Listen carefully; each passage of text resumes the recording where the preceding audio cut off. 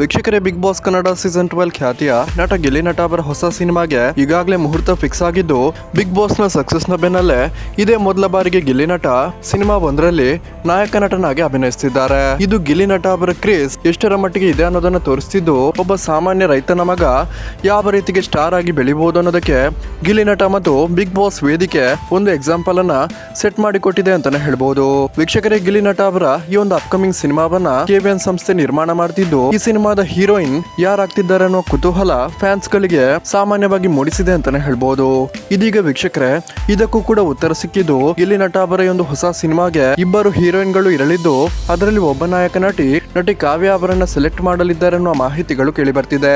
ಈಗಾಗಲೇ ಗಿಲ್ಲಿ ನಟ ಮತ್ತು ಕಾವ್ಯ ಅವರ ಜೋಡಿಯ ಟ್ರೆಂಡ್ ಕರ್ನಾಟಕದಲ್ಲಿ ಸಾಕಷ್ಟಿದ್ದು, ಇವರಿಬ್ಬರನ್ನ ಸಿನಿಮಾದಲ್ಲಿ ಕೂಡ ಜೋಡಿ ಮಾಡಿದ್ರೆ ಸಖತ್ತಾಗಿರುತ್ತೆ ಅಂತ ಗಿಲ್ಲಿ ನಟ ಫ್ಯಾನ್ಸ್ ಗಳು ಕೂಡ ಬೇಡಿಕೆ ಆಗಿದ್ದು, ಸೊ ವೀಕ್ಷಕರು ಯಾರಲ್ಲ ಈ ಸಿನಿಮಾದಲ್ಲಿ ಗಿಲ್ಲಿಗೆ ನಟಿ ಕಾವ್ಯ ಶೈವ ಜೋಡಿ ಆಗ್ಲಿ ಅಂತೀರಾ, ಈ ವಿಡಿಯೋಗೊಂದು ಲೈಕ್ ಮಾಡಿ ಮತ್ತು ಇದರ ಬಗ್ಗೆ ನಿಮ್ಮ ಅನಿಸಿಕೆಯನ್ನ ಕಮೆಂಟ್ ಮಾಡಿ ತಿಳಿಸಿ.